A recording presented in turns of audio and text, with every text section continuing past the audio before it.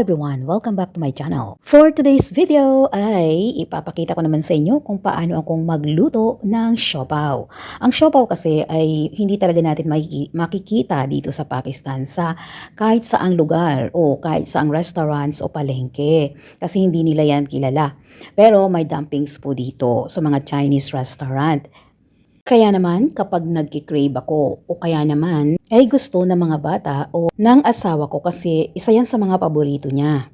Kaya naman pinag-aralan ko talaga kung paano ba talagang gumawa ng siopaw. At ito nga, ang siopaw kong ginagawa dito sa Pakistan. Medyo may kamahalan din kasi kung i-order tayo sa ating mga kababayan. Okay lang din naman kasi mahal ang mga ingredients. Kaya naman para makatipid ako ay nagluluto na lamang ako. Mayroon akong 4 na cups ng all-purpose flour, 1 teaspoon ng baking powder, 2 kutsarang asukal, sachet or 11 grams ng yeast o pampaalsa at nilagyan ko din siya ng 2 kutsarang mantika or butter.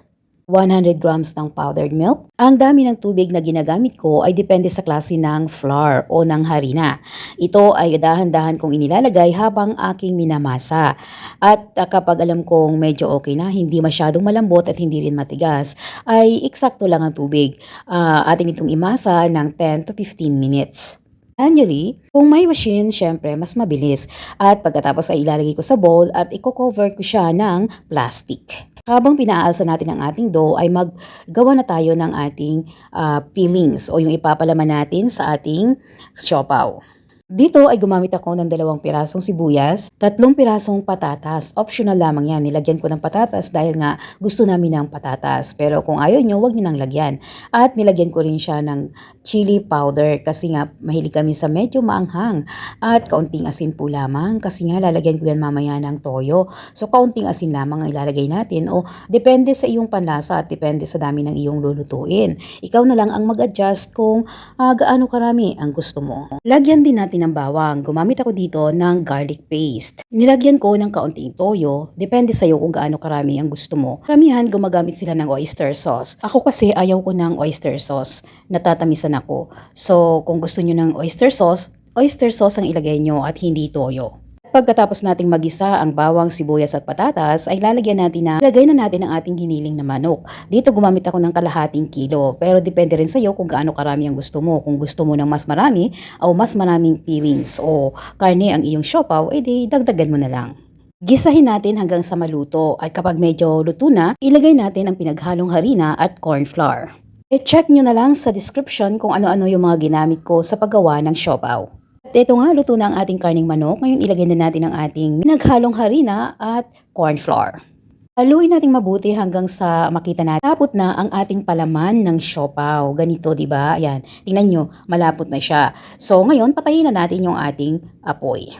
At ito nga, umalsa na ang ating siopaw. Ngayon ay ating itong i-flatten. Pwede namang hindi na gumamit ng rolling pin, pero ngayon gagamit ako ng rolling pin. Wala lang, trip ko lang pero mas mabilis kapag walang rolling pin. Pero ngayong araw na to gagamit ako. At kapag na-platin na natin ay atin itong gagayatin ng pabilog. Gumamit ako dito ng steel glass. Ayan, o diba? Bilog na bilog yan. Pala ka na kung gaano kakapal ang gusto mong siopaw. Pero ako kasi gusto ko malilit lang. So ito na, napakarami kong nagawa. 24 pieces ang nagawa ko. At ito nga, nabilog ko na ang ating siopaw. May palamang bola-bola o chicken bola-bola. So habang pinapaalsa natin ang ating siopaw for 1 hour, ay magluto naman tayo o gumawa naman tayo ng sausawan. At ito nga, nagpakulo ako ng mainit na tubig, nilagyan ko ng sibuyas at ng bawang, toyo, at chili flakes. Depende kung anong chili ang available ka. Pwede mong lagyan ng kahit na anong klase ng chili. Asin, at depende rin kung kaano karaming asin. Pero dito kumamit ako ng kaunti lamang dahil may toyo din naman. Lagyan ko din siya ng Knorr cube para mas masarap, di ba? Hindi kasi uso dito ang bitchin. At mas maganda din kung mayroong mga bitchin ay kaunting-kaunti lamang. Pero dahil wala nga, kaya hindi ako naglagay. Asin lamang at kaunting asukal. Hayaan natin kumulo nang sa ganun ay medyo maluto yung ating bawang at ating tikman kung tama na bang lasa. Tapos, lagyan natin ng cornstarch at harina. Halo ko na ang 1 kutsarang cornstarch at harina. Ayan. Bahala na kayo kung gaano karami. Huwag lang agad yung ilalagay unti-unti para makita nyo kung tama na ba yung lapot. Dahan-dahan lang yung paglalagay. So, ilagay na natin. cornstarch at harina ay balance lang. At depende sa dami ng tubig, ang dami din ng harina at ng cornstarch na kailangan mo. So ikaw na ang mag-manage, ikaw na ang mag-estimate kung gaano ba karami ang kailangan mo.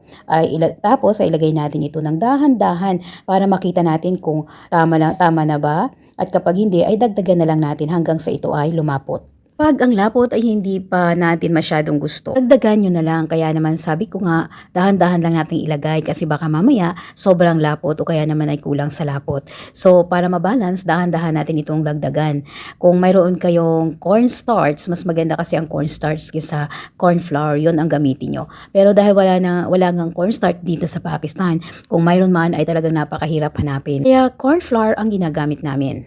Sa akin tama na itong lapot na ito, kaya okay na, papatayin na natin ang apoy at atin itong palamigin. So, ni-check na natin ang ating pinaalsang siopaw. Ako ng takip ng kaldero at kalderong malaki para mag-steam. Mas maganda kung yung kaldero ay may handle para madaling buhatin, di ba? Galing sa kaldero din kasi.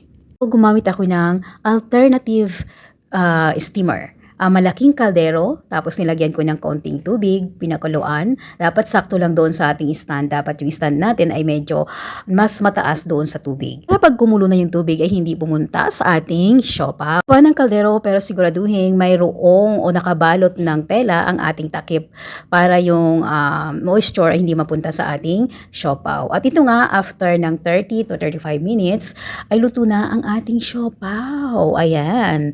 O diba, napakaganda. At sinisigurado ko sa inyo napakalambot ng siopaw na ito. Nang sinabi ko, huwag kakalimutang lagyan ng tela ang ating takip para hindi mapunta ang tubig sa ating siopaw.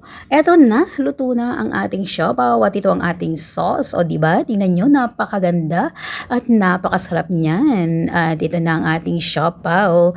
At tingnan nyo kung gaano siya kasarap. Ayan, napakalambot po talaga nito.